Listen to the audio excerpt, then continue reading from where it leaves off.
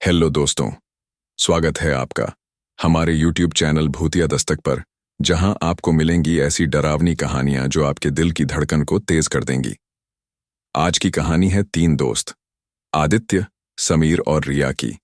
लेकिन कहानी शुरू करने से पहले मैं आपको कहना चाहता हूं कि वैसे तो आपने बहुत सी कहानियां सुनी होंगी, लेकिन आज जो कहानी मैं आपको सुनाने वाला हूं, उसे सुनकर आपको बहुत मजा आने वाला है और साथ में डर का एहसास भी होने वाला है।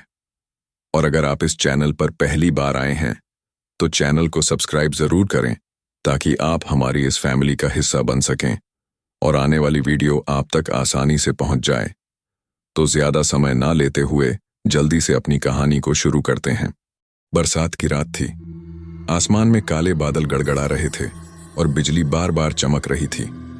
गांव के बीचों बीच खंडहर बन चुकी पुरानी हवेली खड़ी थी, जिसके बारे में कहा जाता था कि वहां रात को अजीब आवाजें आती हैं। 3 दोस्त, आदित्य, समीर और रिया, बचपन से ही इस हवेली की कहानियां सुनते आए थे।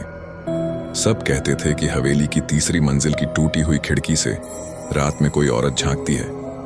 आदित्य ने मजाक में कहा, चलो आज सच्चाई पता करते हैं, डर किस बात का। रिया ने थोड़ी हिचकिचाहट दिखाई, मगर दोस्ती में हिम्मत जुटाकर वह भी मान गई। रात करीब 12 बजे तीनों टॉर्च लेकर हवेली पहुंचे। अंदर घुसते ही चारों तरफ सड़ांत और सीलन की गंध थी। दीवारों पर मकड़ी के जाले और टूटी खिड़कियों से आती ठंडी हवा रीढ़ में सिहरन पैदा कर रही थी। अचानक समीर को लगा जैसे किसी ने उसका नाम पुकारा। समीर, वह चौंक कर बोला, तुम लोगों ने सुना? दोनों ने सिर हिलाया। उन्होंने कुछ नहीं सुना था। वे धीरे धीरे सीढ़ियां चढ़ते हुए तीसरी मंजिल तक पहुंचे। टॉर्च की रोशनी में टूटी खिड़की दिखाई दी। खिड़की के पास पहुंचते ही माहौल और डरावना हो गया।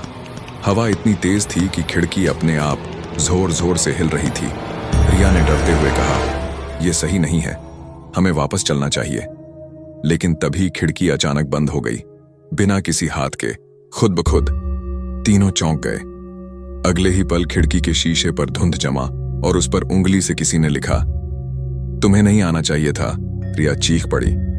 समीर और आदित्य ने भागने की कोशिश की, लेकिन दरवाजा अपने आप बंद हो गया। कमरे में सन्नाटा छा गया। टॉर्च की बैटरी एक एक करके बंद हो गई। अंधेरे में सिर्फ वही धीमी फुसफुसाहट सुनाई दी, अब तुम हमेशा यहीं रहोगे। अचानक शीशे के पार एक औरत का चेहरा दिखाई दिया। सफेद आंखें, बिखरे बाल और खून से सना चेहरा। उसने खिड़की तोड़कर हाथ अंदर बढ़ाया। तीनों चीखते हुए बेहोश हो गए। सुबह गांव वालों को हवेली के बाहर उनके बैग और टॉर्च मिले, मगर तीनों कभी नहीं मिले। कहते हैं कि अब हवेली की खिड़की से 3 परछाइयां और झांकती हैं, एक औरत की और 3 दोस्तों की। दोस्तों, कमेंट में जरूर बताना कि कहानी कैसी लगी। और दोस्तों, हमारे चैनल को ज्यादा से ज्यादा सपोर्ट कीजिएगा, क्योंकि आपका सपोर्ट ही हमें मोटिवेट करता है। चलिए दोस्तों, मिलते हैं नेक्स्ट वीडियो में। तब तक के लिए बाय।